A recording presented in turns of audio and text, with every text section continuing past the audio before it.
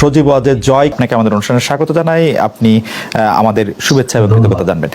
আমাদের সাথে আরো থাকছে বিএনপির মহাসচিব জনাব মির্জা ফখরুল ইসলাম আলমগীর রয়েছে রাজশাহী থেকে। জনাব মির্জা ফখরুল ইসলাম আলমগীর, আপনাকে স্বাগত, শুভেচ্ছা এবং অনেক কৃতজ্ঞতা আমাদের সাথে যুক্ত হওয়ার জন্য, আমাদের অনুষ্ঠানে আসার জন্য ধন্যবাদ। আপনাকে আন্তরিকভাবে ধন্যবাদ। আমি যে প্রশ্নটি করতে চাই সেই প্রশ্নটি হচ্ছে যে অনেকের, মানে শুরুর প্রশ্নটি সেটি অনেকের প্রশ্ন। আমাদের আসলে অনেকগুলি প্রশ্ন আছে আপনার কাছে।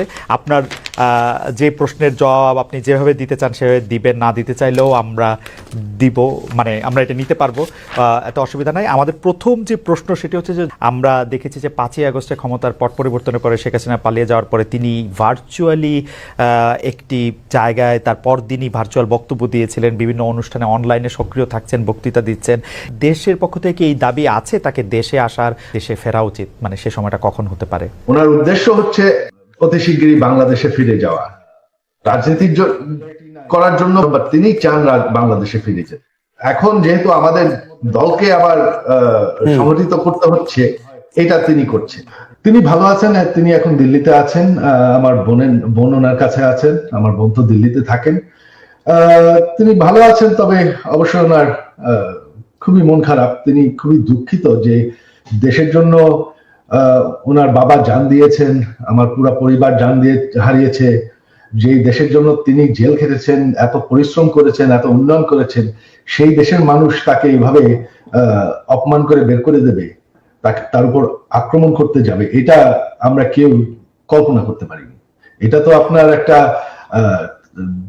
তারা যে দাবি করছে যে এটা গণতান্ত্রিক আন্দোলন, এই মানুষ হত্যা করা, পুলিশের উপর হামলা করা, প্রধানমন্ত্রীর উপর হামলা করা, প্রধানমন্ত্রীর বাড়ির উপর হামলা করা, যা সবকিছু জ্বালাও পোড়া করা, লুটপাট করা, এটা তো কোনো আন্দোলন নয়, এটা তো হচ্ছে মব, এটা তো হচ্ছে সন্ত্রাস, জঙ্গি।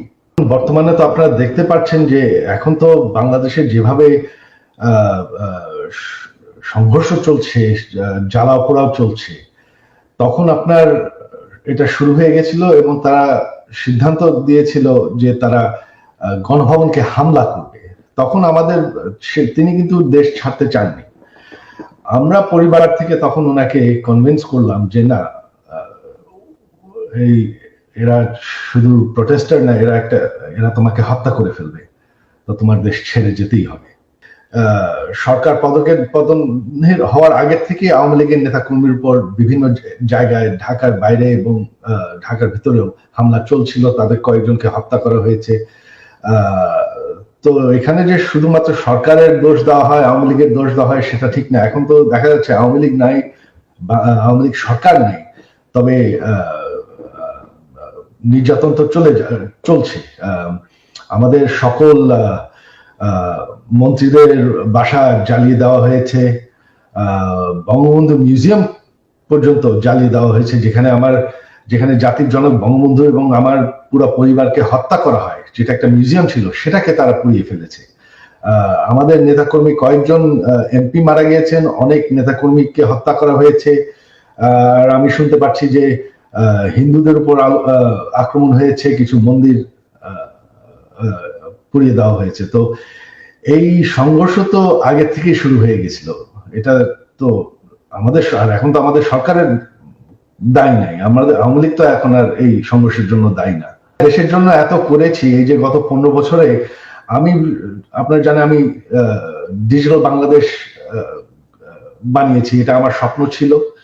আমি সরকার থেকে কোনো বেতন নেই, বিনা মূল্যে আমি এই কাজটা করেছি। আমি প্রচুর পরিশ্রম করেছি বাংলাদেশকে ডিজিটাইজ করতে, গ্রাম পর্যন্ত ডিজিটাল বেনিফিট পৌঁছানোর।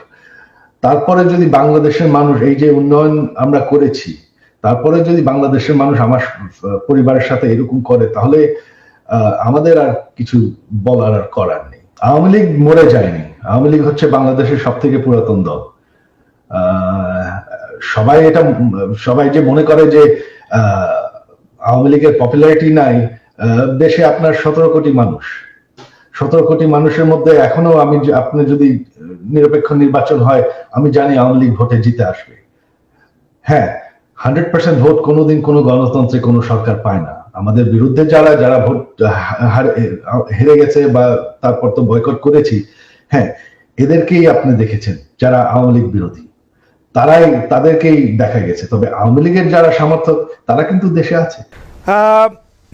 আরেকটি ব্যাপার সেটি হচ্ছে আমার আগেকার প্রশ্নের সাথে সম্পর্কিত, যে গণ অভ্যুত্থানের মুখে শেখ হাসিনার দেশ ছেড়ে পলায়ন, আওয়ামী লীগের নিষ্ক্রিয়তা এক ধরনের, মানে আওয়ামী লীগ দেশের রাজনৈতিক প্রেক্ষাপট থেকে বাদ হয়ে গেছে। কেউ কেউ আমাদের মিডিয়ার ভাষায় কেউ কেউ বলছেন যে একটা -1 হয়ে গেছে।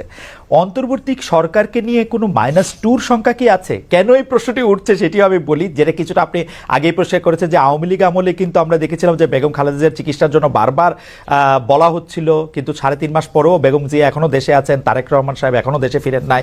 তো এইটার ক্ষেত্রে কি -2 কোনো আশঙ্কা আপনাদের মধ্যে রয়েছে কিনা অন্তর্বর্তী সরকারকে নিয়ে? এই -2 তো এসেছিল আপনার 1/11-এ। এখন আপনার এই -2 কোনো সমস্যা নেই।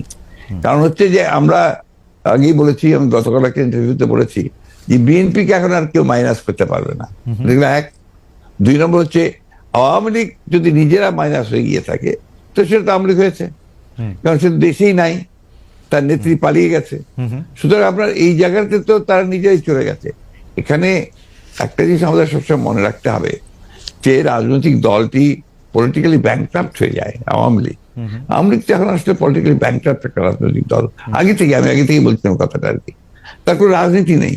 সে ক্ষমতাকে এমন ভাবে ব্যবহার করেছে তাদের ব্যক্তিগত স্বার্থে, দলীয় স্বার্থে না, প্রত্যেকের ব্যক্তিগত স্বার্থে। They have minted money like anything.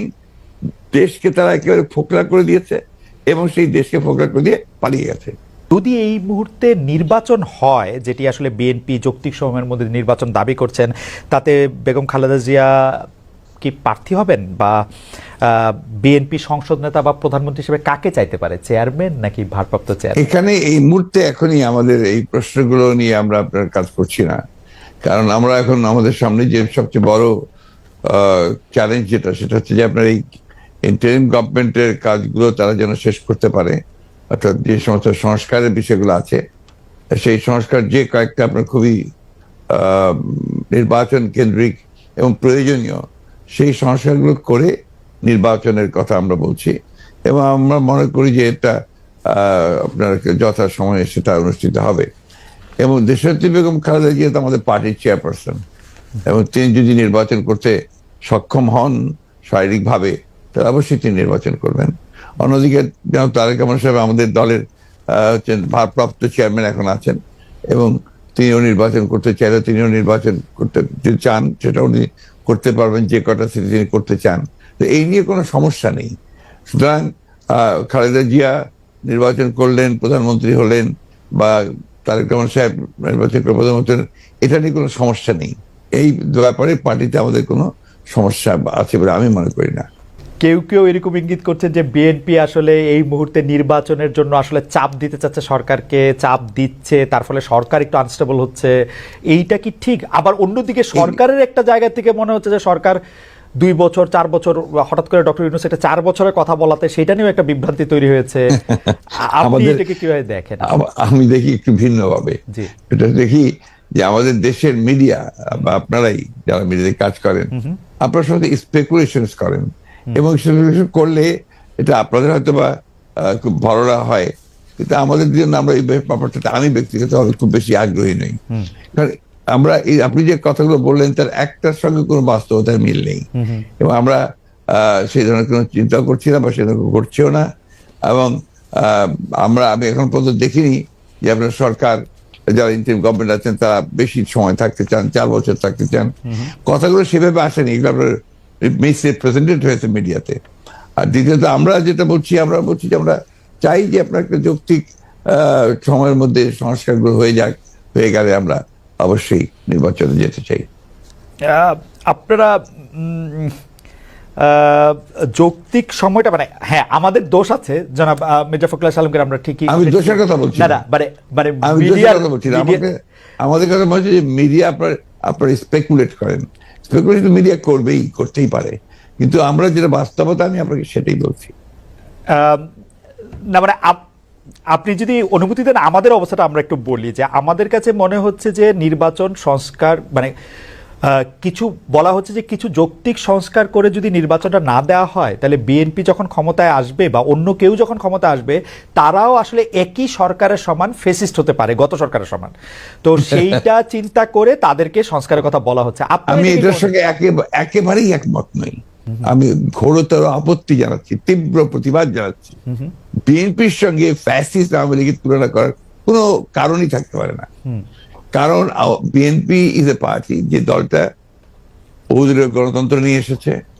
Awami League একদলীয় শাসন ব্যবস্থা বাকশালে ছিল, আমরা বহুদলীয় গণতন্ত্র নিয়ে এসেছি। আমরা সংসদীয় গণতন্ত্র নিয়ে এসেছি, ম্যাডাম জিয়া নিয়ে এসেছেন। আমরা তত্ত্বাবধায়ক সরকার বিধান পাশ করেছি পার্লামেন্টে, এবং আমাদের কাছে ফ্যাসিস্ট আবার এখন পর্যন্ত তো প্রশ্নই উঠতে পারে না। আমাদের যে পার্টির স্ট্রাকচার, আমরা যে কাজ করেছি সেগুলো সমস্ত গণতন্ত্রের পক্ষে গেছে। এবং 14 বছর লড়াই করেছি তো ফ্যাসিস্ট হওয়ার জন্য নয়, গণতন্ত্রকে প্রতিষ্ঠা করবার জন্য। সুতরাং এই কথাগুলো যখন বলা হয় তখন এই কথাগুলো আমার কাছে মনে হয় যেটা আপনার শুধুমাত্র হয় কথার কথা বলার জন্য বলা হয়, অথবা বিএনপিকে আপনার ছোট করে খাটো করে দেখানোর চেষ্টা করা হয়।